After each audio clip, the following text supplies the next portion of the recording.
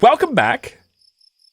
Kerbal Space Program. Once more, we've got $29,000, 12 science, very nice.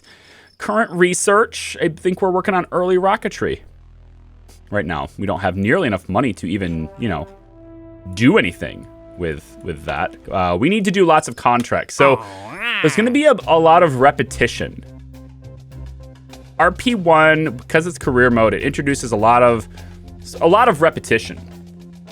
What I mean by that is you're going to be doing a lot of contracts that are very similar to build up money so that you can go do the fun stuff. It's more like a space program in real life, right?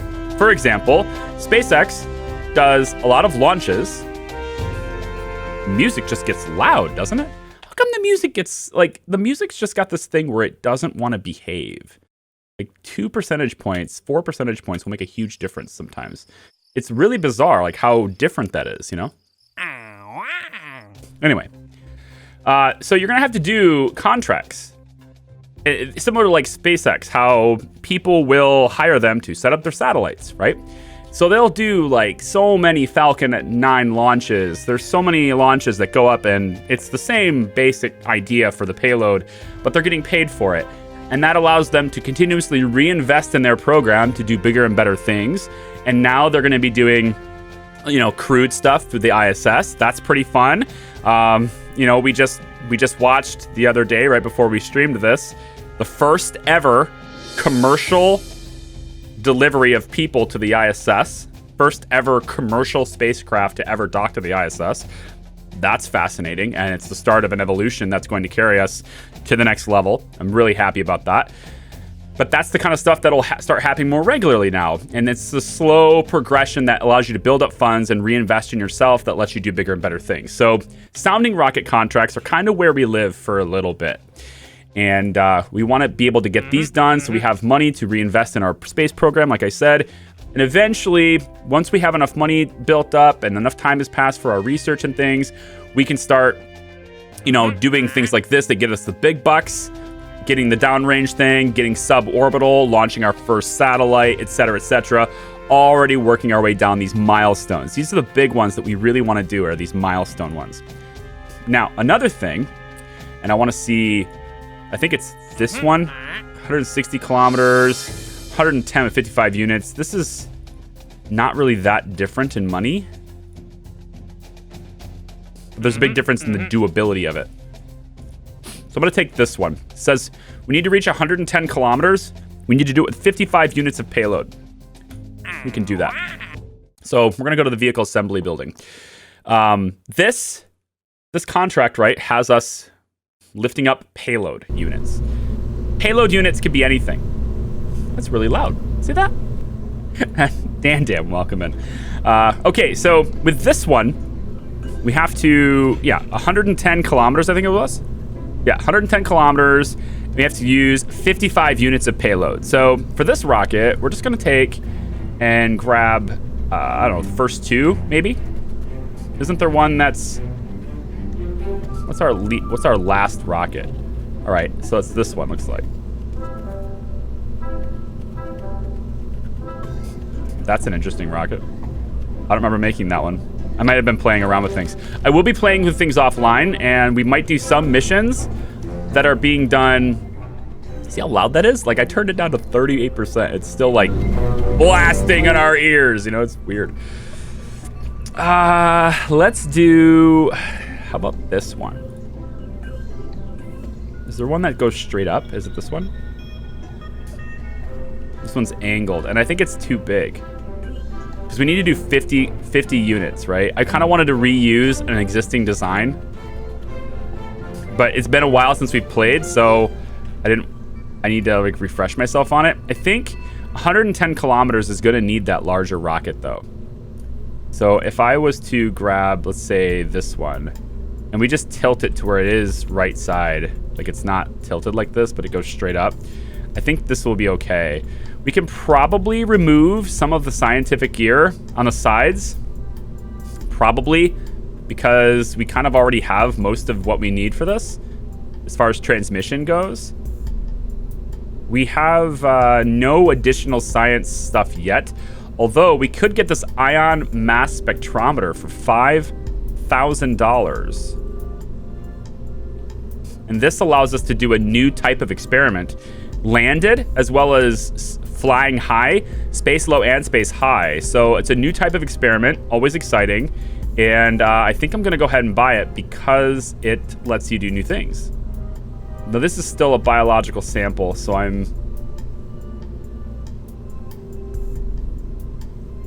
it's the same thing. So, but this one I think is worth buying. So we'll pay the $5,000 to unlock this this part and take a look at what it does and what it is. So I think we've done most of our pressure stuff already, but we want to make this, if we can, kind of off the side, like a triangle. But that's a triangle. But that's a circle. And we'll put it about like that. That should be pretty close to symmetry, especially considering we're spin stabilizing anyway. Candle, thanks so much for the tier 1 sub. I appreciate that very much. Helping me live the dream. Thank you so much. Let's come up here and we're gonna, I think I need to adjust this. I mean, that's like, it needs to be more straight up now. For this flight, it needs to be more straight up. And we might be going overboard on this. You know, this is close enough to straight up. It doesn't have to be perfect. I think we're going to be going too high with this, but at the same time, it cost us $800 to make this rocket. So when we're all said and done, we roll it out onto the pad, it's going to be, let me see, $199 integration cost and $54 for the rollout. These are tooled tanks, correct? Just want to make sure all these tanks are tooled because we might be using this. And this one's not. This has the sounding. Yeah, we're going to be going a lot higher with this though. It's okay. We want to send data. And then I think we want to recover stuff too. If we were to put parachutes on this, it didn't survive last time. That's the thing. And I don't think we can actually do anything to make it survive this time. I think it's probably just going to crash and burn like it did every time. But we'll get some hella cool science for it while we're out. So I need to have 55 units of payload, which means this tank is kind of not needed. Because we can store...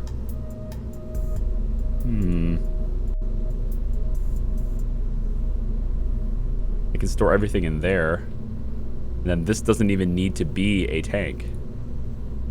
Which gives us a ton of Delta V. Now, I have figured out how to make Kerbal Engineer bigger. It's actually pretty easy. You just go to settings, and what do you know? There's a GUI slider right here, or a GUI set of arrows that makes it bigger and smaller. Go figure. It's that easy.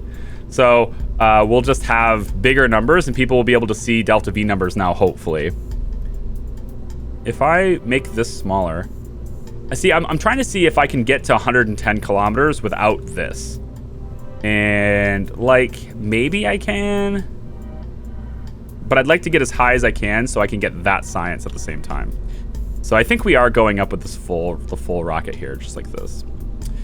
And all of these burn, and then the things decouple, good. And then as we come up here, we'll get these decoupled.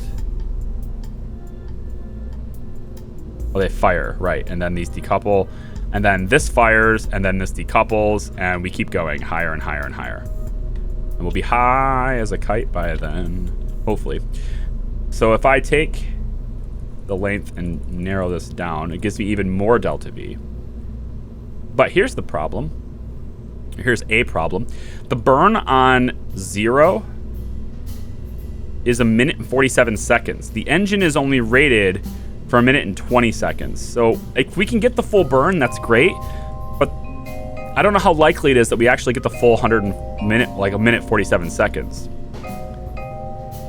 But if we can, then we should try. So we'll try this. It's $797.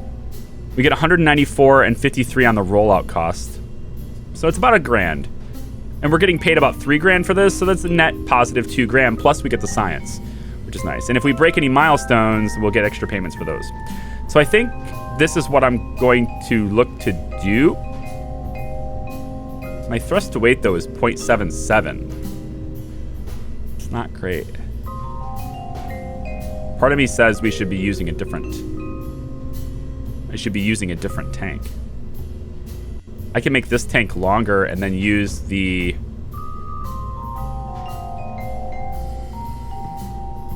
This tank isn't tooled anymore, though. If I make this tank longer and switch to the other engine, reconfigure the engine to be XASR, and then reconfigure the tank to be the proper tank for that. Now I've got a 4.8 thrust to weight ratio, but I only have 23-second burn.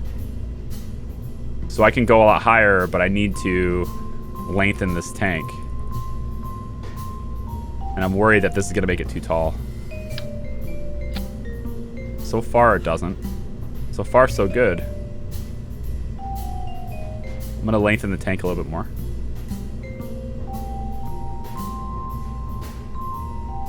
Until this thing tells me I'm too tall. Which is, got a lot more room actually. So this gives me about a minute to burn. That's probably good. That's probably good. This is fine. I'm sure this is fine. And then why don't we also put some spin stabilization on this too, just because. This is fine. We'll spin stabilize with this. Here.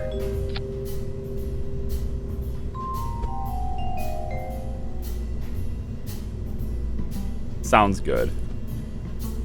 They are going the right direction, though. Yes, okay. Like, one side spinning the opposite direction. Whoopsie. No, they're good. They're good. All right. You're the Elon Musk of Twitch? I highly doubt that. No, I would say the Elon Musk of Twitch is, like, probably Scott. Or EGSA. Or ESJA. Oh, I forgot what his tag is. It's okay. It's all right. It's fine. All right. So, anyway. I'm going to put you just a little bit more this way. All right. So, we've got a whole bunch of different scientific experiments. Wake coming in for the 9 months. Missile Space Program. Thanks. Yeah. It's, we're going to launch a missile. That's about what we're doing here right now. All right. So, I think we're good. I think we're ready to rock and roll. Just need to switch and check my staging. There, done. And hopefully this doesn't crash and burn to the ground. It's gonna cost us about $1,000.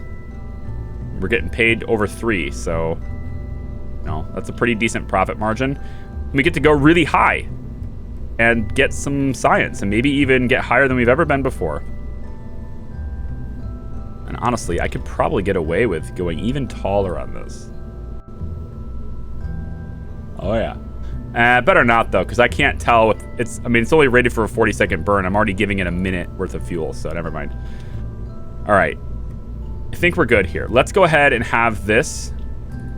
It's called the first 3.2. I'm gonna leave it as the first 3.2. I don't think the name really matters right now. Payload-wise, we are transporting 50.9 sounding payload. We could tweak this even further, I think, if we were to come over here, scroll down, and just tell it to put exactly 50 in it. Okay, good. So we have 3 contracts already. We're only allowed to take a maximum of 3. And the current ones that are active, in addition to all the milestone ones, this is the one we're looking to do. We're spending a little over $1,000 for this rocket, but we're, getting basically $3,000 for it. So that's good. And then we have I think there was another actual contract that I accepted. The downrange milestone was accepted, and the suborbital trajectory and return uncrewed was also accepted. Now, I didn't put the parachute on this rocket because it does not come back and survive re-entry. This rocket does not survive re-entry. However, if we want to try the downrange challenge with something, we could get that queued up if we want to. And we could try to get something suborbital that is going to go downrange significantly far and then see if we can bring it back, which I think this rocket is capable of doing that, to be honest. I don't know if it's really worth this cost, but I think this rocket is capable of it if we angle it appropriately. We're not going to be able to gather all the science. And all the science. I don't understand. You know what I'm doing. You know what I'm doing. So I think I'm going to rotate this. Probably about like that. And we'll see if we can get this to go downrange far enough. Instead of the payload for this one, I'm going to switch this to being the same as this one. 6, 7. Or, here's a thought. We could just, you know... This is probably much harder than just configuring the damn tank. It is. It is harder than that. It's much harder than that.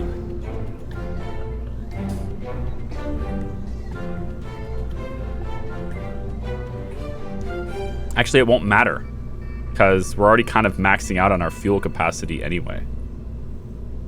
But whatever, we have fuel now. Okay. So, let's see. Can we get this to go... I don't know if this is really going to go 3,000 kilometers downrange. That sounds like a really long way that this rocket's not capable of. You know what? I've decided that we're not going to try this yet until we get better engines. Because I don't think this thing can go 3,000 kilometers. I might be able to get 300 kilometers. 3,000 is a bit much right now. All right, so with 24 grand left, I don't think I want to reinvest it yet in the space program. If you're looking for an update, we have... we spent a total of 10 points so far. We have... Our VAB is currently operating at a rate of 0.22 BPs per second, and R&D has development at 2.83 for science per year. So I've spent a little bit of cash to get all these programs up.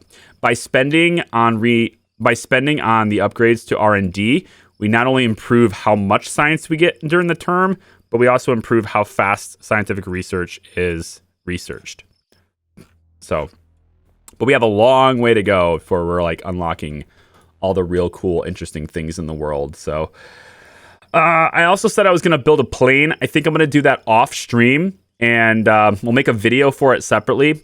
This is a hybrid series, so a lot of what we're going to do is going to be live, but then there's also going to be elements of this campaign, elements of this challenge that will go exclusively to YouTube, and it'll be part of the same playlist in the right order on YouTube, but not everything will be featured on Twitch. I'm also going to have some content be exclusive to patrons. So those who are patrons, keep an eye out for that at the opportunities when those come up. None of the critical mission-centric stuff that's like vital for your understanding of our progress is going to go to patrons, but probably some of the more behind-the-scenes decision-making type stuff, and maybe some launches that are interesting but aren't really super vital to like the overall objective. Maybe like side quests, if you will. Those kinds of things will go like exclusive to patrons. So if you're interested in that kind of content, you can look at the Patreon campaign, I guess, if that's something that interests you. Okay, let's go ahead and go forward, please. We need to recondition the launch pad. Again, we've got flashing lights, and basically I'm just going to yell time warp from now on. When I say time warp, so we have to roll this out on the launch pad. It will take us a day, almost 2 days, actually. So let's do that. Time warp. It doesn't actually flash at you for this because not enough days pass for it to matter, so... I don't really like launching at night, and I'm not trying to hit a specific launch window per se right now, so I think it's okay to go ahead and time warp just a little bit more to get it to daytime first. That will be at about 10 a.m. And the logic behind this, 11 o'clock, so almost midday, right? Basically 12 o'clock. And I think the logic behind this, we looked at it last time. the logic behind that and like why the sun's not up and it's almost noon is because we are currently located in Cape Canaveral. That's Florida. That's Eastern Time USA. But this clock is UTC. This clock is basically GMT 0. So Eastern Time is 5 hours behind UTC. So as a result of that, it's not actually noon. It's noon in Florida. No, it's not. It's noon UTC, but it's early morning in Florida. It's 5 hours earlier in Florida. So it's actually 7 a.m. That's much more realistic. So if you think of it that way, then that's why the sun's coming up at noon. And then later on, you can, I think, build more launch pads, and you can go to other launch sites, I think. I don't know that, but I think you can launch from other sites. And then this, again, the clock will be consistent, but the sun will come up at a different time in other places as you do it. So I do need to get my science stuff sorted out, though. So we have a new experiment. It's called the mass spectrometer, and we can go ahead and actually activate that now because it's technically able to be done from the surface. But it's using power while I do it, so never mind. Also, there's 0 possible research on the launch pad for the Kerbal Space Center, so that's actually useless now. It can be used on the surface some other place, but not right here on our launch pad, because we know everything there is to know about our launch pad. All right, so we have all of our science experiments right there, pinned, ready to rock. So hopefully we have a successful launch today, because I don't want... I don't want flight data screwing me up. So 3, 2, 1, go.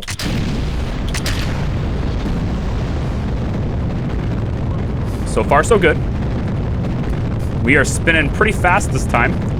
Lovely. Let's get our temperature scan, pressure scan, and mass spectrometry. Oh, no. So the mass spectrometry needs to be in high atmosphere in order to work. So we're going to hold off on that. And all these experiments and stuff will run when it's appropriate for them to do so. So I'll just leave them running, and they'll begin when it's ready to go. So we are spinning fast now, man. We're going high up in the air. Hopefully we don't get any engine failures, and my staging is done well. We'll see. Mr. Griggs, thank you for the 16 months. Appreciate you, man. Thank you. Wow! Okay, go. We're getting ready, I think, in... how many seconds here? Start the engine. And we are good to go. We have separation, which is basically it just blowing up every time, apparently. That's how separation works. Did you know that? That's how separation works. We're still considered flying low. Wow, we just do not have... Like, I mean, we are going higher at a pretty good rate, but we are not spinning much at all now. And we are going to start turning as a result. Why? Oh my god. I did put it the opposite direction. I did put it the opposite direction, you guys. The wings were fighting it the whole time. Now it's spinning the other way. Yay! He actually did the thing he was trying not to do. I love it. All right, so we are going really high here, though. We definitely got this. Definitely got this done. Our apoapsis is at 288 kilometers. So we are going really high this time, thankfully. And that's good because we need the science to be collected from this altitude. So I'm pretty excited about that all happening. Telemetry analysis is going to start running as soon as we get to space. And it's going to take us a long time to get mass spectrometry data. It's a 2-hour transfer, actually, unfortunately. So we're not going to get a whole lot of data from that. But if I take a look at data collection, it is still running technically. And we are pulling in some science units. We've already collected about 1. Hey, Gavin Rod. Unless my eyes are deceiving me, it's spinning opposite of the angle of the wing. Should be making it spin. Oh, so basically, I was right and the game is wrong. Yeah, I was right and the game is wrong. See? I'm not the dinghy here, okay? I did not mess up. This is not my fault. Look at it, see? It's spinning the opposite way. It's good. All right, we are getting some of this, though. I just wish this data was transferred faster. But, I mean, it's okay. Like, we're not gonna... I don't know, like, how long are we gonna be in space? Quite a while. This flight will last... I mean, we still have a minute and a half until we reach our apoapsis. So we got some time to transfer, actually. In fact, I think we'll probably get the full temperature scan. It's only 3 minutes. Same thing with the barometer. It's only 3 minutes to transfer for this, so... We'll probably no longer need a barometer or a thermometer for any atmospheric flight. And nothing in low Earth orbit, because we will have gathered all the data we need for those two. Game physics, right? 0.1 bits per second. Yeah, we need to increase our antennas. We need to invest in our antennas so we can transfer data faster. That's I think that's my next big thing to try and do.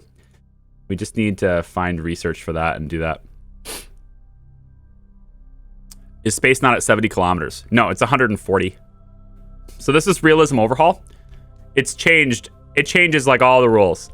You have to unlearn a lot of the things that you know from playing the base game. But this is Earth. If I can scroll out enough. I can't. It's so big. Oh my god, it's so big. This is Earth. So we are well, yeah, we're barely in space. We got a long way to go, right? We got Earth and the moon, and then we have the real solar system as well. So the ultimate objective of our mission in this campaign, the ultimate objective is to... I can't zoom in on Mars. It won't let me zoom in on Mars. I want to, but it will not allow me to. Oh well. In any case, our ultimate objective is to put man on Mars, which is kind of the real world objective, our real life objective. So yeah, 6 times Kerbin, Mr. Griggs. The Kerbin is 1/6 the size, roughly 1/6 the size of Earth. So yeah, it takes a lot more, you know. I mean, we had in that rocket launch there, we had like what, 3,800 total meters per second, I think. About 3,800. And yet we can only really get barely into space with that. To where in the base game, you could pretty close to achieve orbit with that. But here, we need a lot more to get in. But it's also rebalanced in a lot of other ways too. Like the real engines and their actual thrust to weight ratios and how much fuel it takes to do things. And like all that stuff's been rebalanced towards, you know, closer to real life anyways. So it kind of equals itself out, you know. Kerbin's atmosphere is the same density and same gravity. I guess it's all relative. Because, like, in the game, 1G is the gravity of Earth. But in the base game, in the stock game, 1G is the gravity of Kerbin. So it's kind of all relative. But if you're talking about actual velocities and stuff, everything will be much greater in this playthrough. Everything will move faster.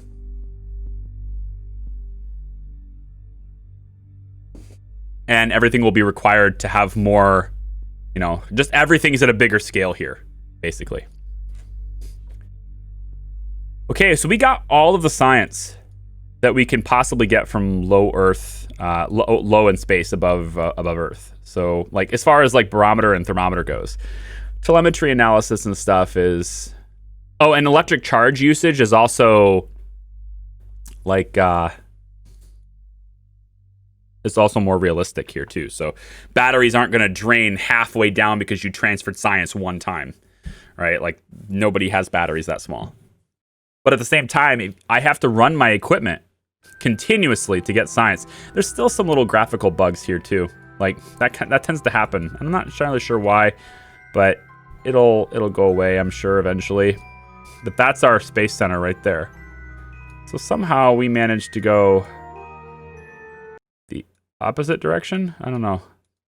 Somehow, well, the Earth is rotating. That's how. So we're gonna be over in. We're not going in the water. We're going in land. Way over here somewhere. We're going to land on people. We're going to land on civilization. Fantastic news. Are you using Principia? No, I'm not. We have the stock conics model for physics still. We are not using n-body physics. Because I'm not entirely sure I have the capabilities time-wise to properly account for that kind of stuff and to learn it and to do the things I need to do to account for n-body physics. It's a little bit too it's a little bit too different for me unless I'm going to put time into really getting used to it, and I'm not going to have that kind of time right now. So that's the one element of the realism that I've kept like stock, is that we still have conics, patched conics.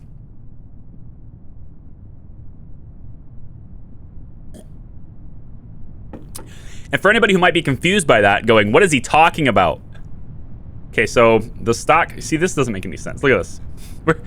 We're falling down, but somehow how are we falling in this direction? Does this make sense to anyone? How are we going straight down? Yeah, this should have happened a long time ago, man. What is going on here? This should not be this way. Why are you the way you are? Realism.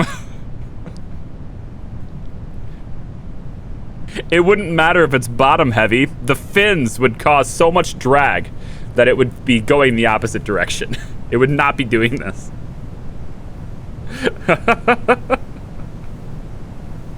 It should not be falling like this. Look how stable it is.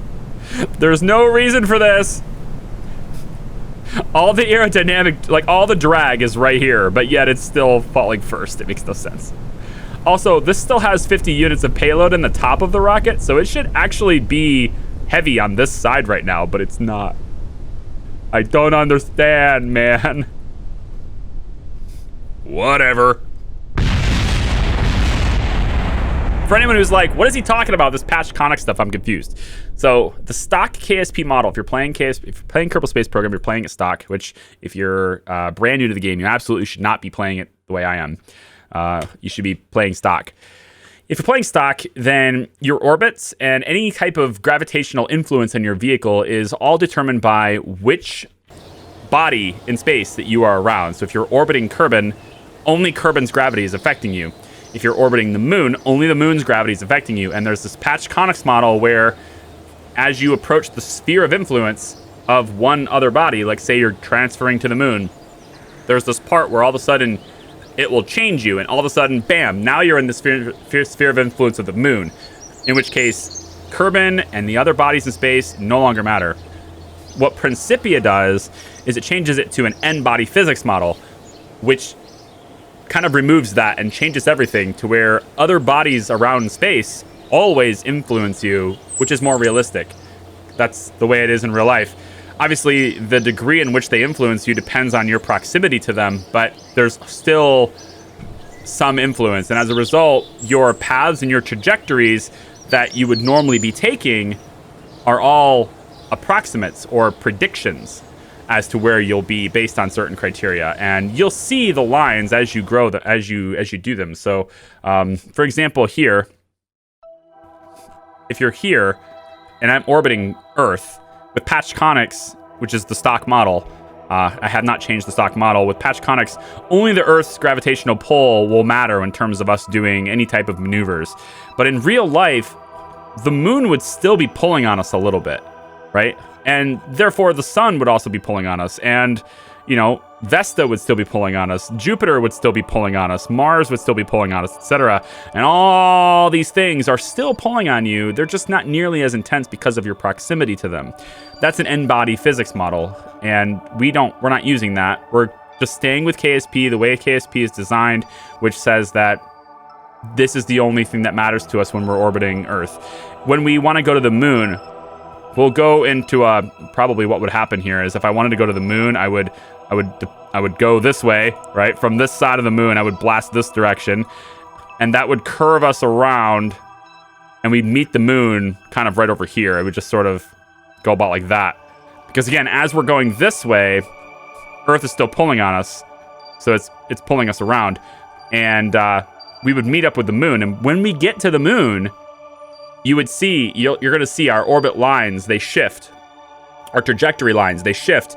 And all of a sudden, it's going to like pop us to where like we're going this way, and then it's going to seem like we're going that way. We're still going the same direction, but relative to the body that we're near, we're heading that way now towards it. And because of that, the maneuvers that I'll do and the different types of things that I'm going to be structuring, it's all dependent on the moon's gravity at that point, not Earth. That's patched conics. That's the default way that KSP manages orbital dynamics. Okay, good.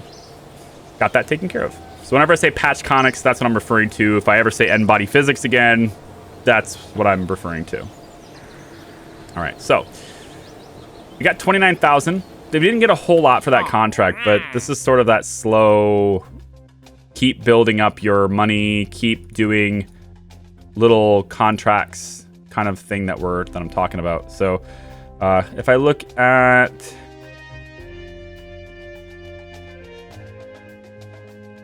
wait, how did I not get credit for that?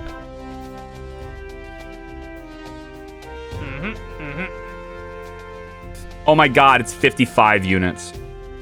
How did I misread that? How did I misread that? It's 55 units, not 50 units.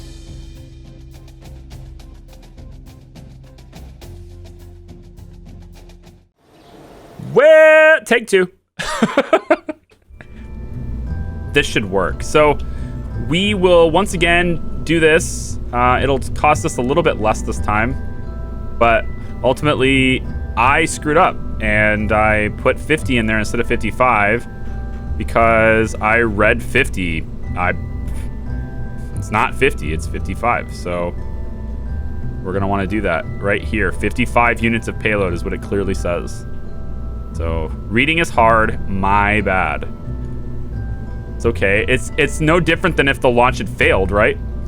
Like, it could have just failed, and then we wouldn't have got anything anyway. These are all not the right configurations, you know? Like, these engines should be configured the other way anyway. Oh my gosh, they are. Wait, so two of them are. Yeah, two of them were right, but the other one was wrong. No, these are in symmetry mode. So this one was configured correctly. These two on the ends weren't. And when I switched one, it switched them both. So I should just remove the tank and then refill it just to make sure it's the right fuel. This one is already in there. And now we should be able to launch it, no problem. And we should be able to reach reach high up in the sky, no issues here. And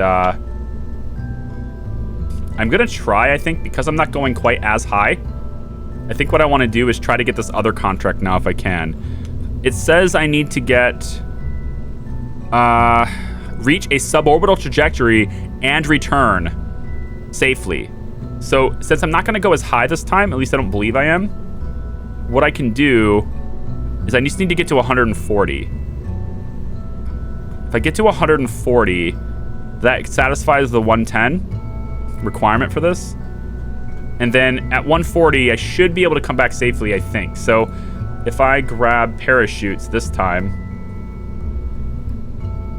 and just slap them. These are so expensive too. Like, I really don't want to use them, but they're just so expensive. So much cost. But if it works, then it satisfies, if it satisfies the contract, right, then all is well. I'm gonna put it right over top of this experiments, I think. Because I don't need these experiments. We're not going high enough for these to matter. Take the thermometer off, take the barometer off, and put these right on the side. Right on the probe, actually, because the probe's the thing that needs to return. So we're gonna put this right on the probe. All right, is that gonna affect my aerodynamics? Yes. Is it gonna matter when it comes to getting to space? I don't think so. Let's make sure we got enough fuel, though. I don't want to go too short on this, so we're gonna bring this up until we have more than enough fuel, like way more than we need. And this is a tool tank now. Okay, this is how we'll run this then, and then we want the parachutes to be a separate stage, like so. Oh wow, why is that not easier to access? That really needs to be easier to access, man. All right, good. Thank you for that. Yes, okay. I like it. Deployment altitude will be 5K. I like that, that's fine. All right, we can do single, triple shoot, single shoot. You shouldn't need more than a single here, but I guess I can go with triple shoot. All right, good. Main shoot. Wanted touchdown speed of 6 meters per second. I don't know. Let's go 5, I guess. I don't know. Seems good, man. Okay, awesome. We will save it as a preset, and I'll call it the, I don't know, Aerobee size. It's the Aerobee size. All right, thanks, Ben. That's really weird that they hid that behind the action group menu, but it's real weird. That's silly. Actually, it's really silly. But okay, it works. So that's all I needed to know. We're gonna leave this spectrometer. No, I don't think so. We're not really gonna be able to get a whole lot of science from this, to be honest. I think it's almost pointless to have it. Although we can use this when we're touched down. So that's another thing. But it's $100 extra. How much science can we really get from it? Plus with the horizon and everything, it's possible. It's possible we can get something. So I'm gonna leave it because there's a chance we can get that. Okay, $882. So, okay. It's much cheaper, yes, it is. 74 days to build it. I'm pretty sure we get to where we want to go with this. You have 55 units of the payload. That was important to do. And this is just a tank. Okay. Let's go ahead and save this again, and we'll go ahead and launch it and get that building. And then if we can save this, then we also tackle the other contract, which is important because that's like a lot more money. Yeah, I'm going to spend it. Let's increase our build time even more. So it should be building much faster now. Yeah, we've just shaved 4 days off the build, which is, you know, pretty nice. We were going to have to do that anyway, so it works. Okay, we're going to time accelerate to get the pad reconditioned. And then we are going to time accelerate to build the rocket. So time warp is going to be a thing. Time warp! All of this. And good. Good. Staging looks on target. And we're ready to go on the parachutes as well. Okay. We have really not a whole lot of science here to gather, but I am going to get the chutes to be there, and we're going to get this to be here, and we're going to get the control unit right here on this as well. And then we'll go ahead and arm the chutes. Once we're in the air, we'll go ahead and arm it. We're going to set the pre-deployment altitude at 5K meters. And the deployment altitude will be at 1K meters. And I can probably do that around 800. I can do that less. It doesn't need to be so Yeah, 500 meters is probably fine. And that's going to be based on altitude. So unlike the stock game, unless they've added it, I haven't played stock KSP since version 1.4.5. So anything that's happened since then, I don't really, like, I see little evidences of things that have changed, but like I don't really know it that well. Every other experience I've had with Kerbal has been with mods. And so I'm going to say unlike the base game, but it might not be true now. Unlike the base game, with real chutes, you can arm the chute with pre-configured settings, and then it will handle it for you without you having to do it manually. To where, my understanding anyway, from back in the days with KSP and parachutes, you have to incorporate it in your staging and stage it manually in order for them to immediately open when you stage them. So in here we get to arm them first.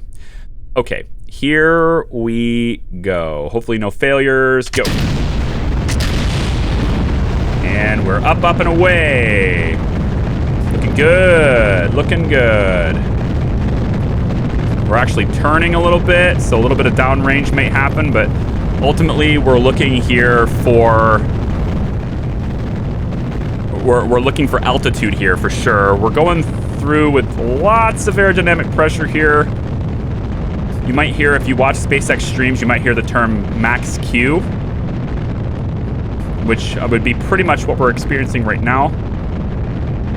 And normally you'd want to throttle down your engines during this, but we don't have that ability right now, so we're not going to be doing that. I want to start this next stage. 3, 2, 1. Starting engine and staging. We're good to go. Ooh, a little bit of wobble there. I don't know why that whole stage blows up. I want to say it's because my tiny little engine is firing on it. It's hitting it. Oh my God. But I don't think that's the case. Okay, all we want to do here is get to 140,000 meters. So we're actually going to shut down the engine prematurely right now. I'm going to shut this down right now. This is going to get us just out of the atmosphere, and it's going to head us at about 156 kilometers is what it looks like. So it's a little bit high still, but I'm hoping that if by not going really high, I'm hoping that, you know, by not going really high, that I'll have less velocity coming down, less heat buildup coming down, and hopefully the rocket won't blow up like it didn't before. And then I can go ahead and arm the chute. I think this whole arrangement here might be a little bit too big, might be a little bit too heavy for the parachutes to properly handle it. I'm hoping not, but because the tank still has a lot of fuel in it, it might be. Oh well. So I'm going to take and go, and we're going to arm this. Now, by arming it, again, it opens at a pre-configured time. In this case, I configured it to open at 5,000 meters. So it's going to open itself, but it won't do so until we're 5,000 meters. And I'm hoping we're slow enough to where it doesn't harm the chute by then. But again, I don't know that, and I won't know that until we get down there. In the meantime, we are transmitting some science. So we're up to 18.7 science now. I'll just leave that in the corner. Is this easier to read for you guys who are live?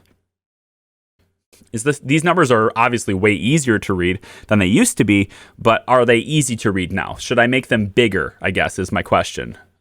If you may not know what a lot of these numbers are, but it does give you a list of all the things. Specifically, when I'm looking at launching, when I'm moving this up in the air, I want to know what's my maximum altitude, and when I'm looking at what my maximum altitude is, I'm looking for apoapsis, or since it's realism, I should change it to apogee. But in any case, I'm looking at apoapsis height. That's going to be my maximum altitude if I continue my current course without any adjustments to angle of attack, without any adjustments to, actually applying thrust or whatever, right?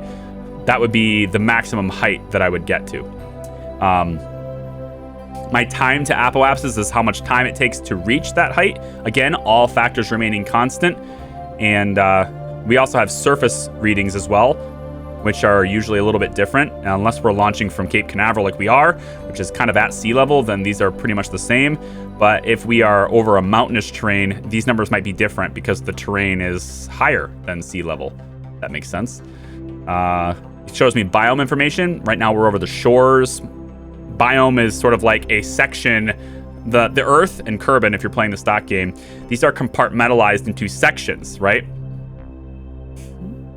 Elric with the 2,000 bits. My God, sir. Thank you very much for that support. Appreciate it. Wow. Biome information. So the planets is cut up into sections, cut up into what we call biomes. And each biome has its own scientific value.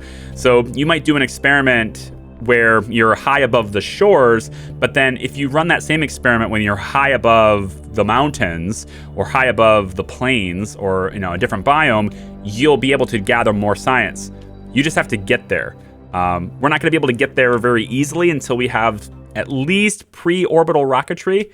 That makes it a little bit easier, and I'm really hoping to see this rocket not blow up and also go slow enough to where the parachute isn't harmed when it's opened. We have at least, I think anyway, let me double check. We have reached the altitude with the units of payload. So the sounding rocket contract we accepted is good. We've done what we needed to do with that. Now it's about the other one, and so far we have done it. So all we need to do now is return home safely, and we'll have this suborbital trajectory and return uncrewed contract done as well, and that one's worth like 30 grand. So we really want to do this. The parachutes, opening, all that stuff, we really want that to work well. What I could have done here is ejected this. That might have been better. Then rather than leaving it all intact, because this is going to be a little heavier. However, if this does land safely with the parachutes and everything, I'll be able to recover more of the craft, so I'll get more of my money back. So at least there's that. All right, so 38,000 now. We're still going way too fast with the parachutes. But as the atmosphere gets thicker, you can see the dial right here. It's about to get thicker. It's going to start putting aerodynamic stress on us. And as the atmosphere gets thicker, it will begin to... This is a good thing for us, actually. This is a really good thing for us, as long as it doesn't break apart further. And it'll begin to slow our craft down. So now we're going fine now. As the atmosphere gets thicker, we slow down. So falling, you're actually going to decelerate. And we're well within parameters for the parachutes to survive now. So as long as they open when they're supposed to, we're okay. And honestly, we still have connections, so I could just do it manually if I wanted to.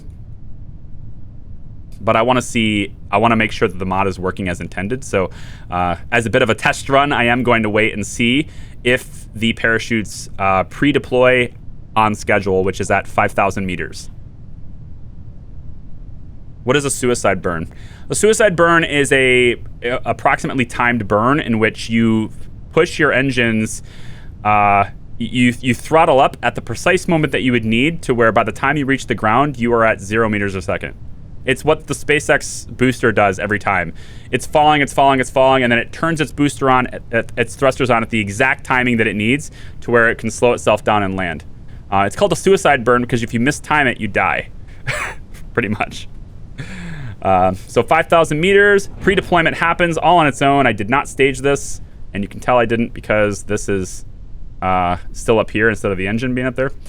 And it should slow us down to an acceptable rate. Once we get to 800 meters, it should open up completely. This is pre-deployment.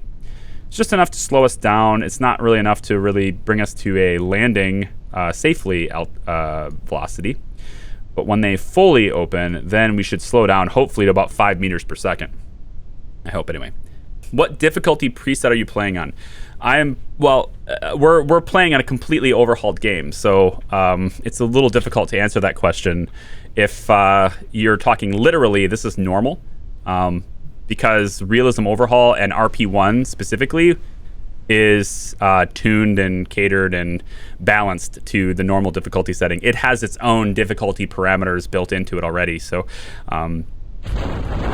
we're basically overhauled the game to make it a lot more realistic. And as a result, I would say we're playing on hard mode. But yeah, our mission is very difficult. You have to unlearn a lot of the bad habits that the stock KSP gives you in order to play this. Why am I not able to click you?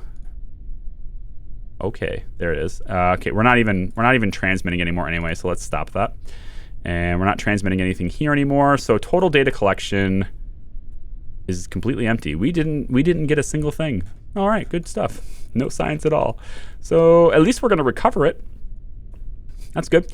So we are now falling to the surface at a nice 4.7 meters per second. This should be safe enough for the craft to survive.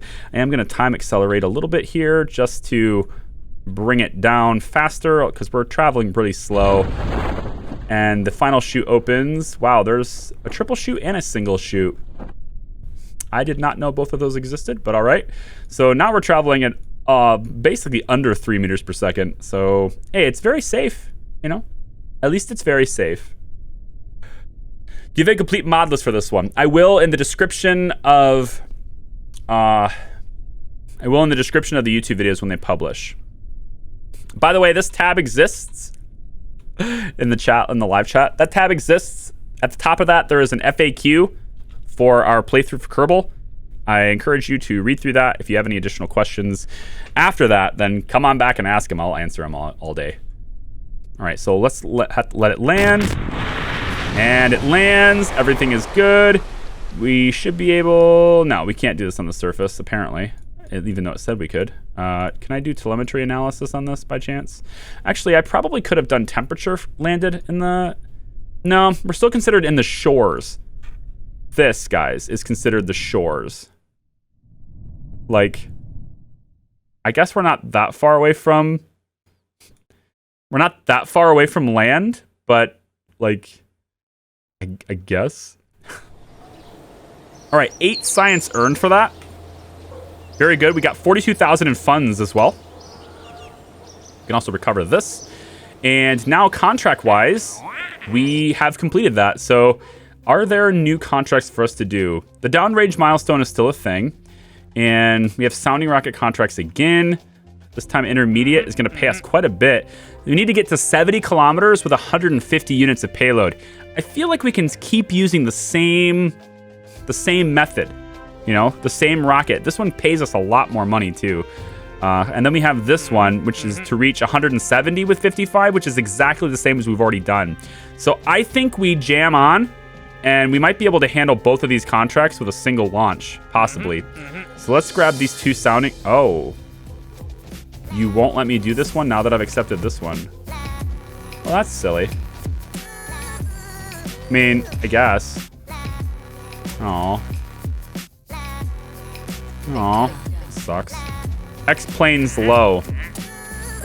Wants me to maintain an altitude of 3,200 to 4,200 with a crewed aircraft.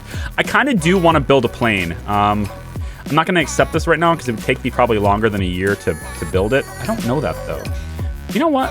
Should we make a plane or should we just stick to rockets for now? What do you guys think?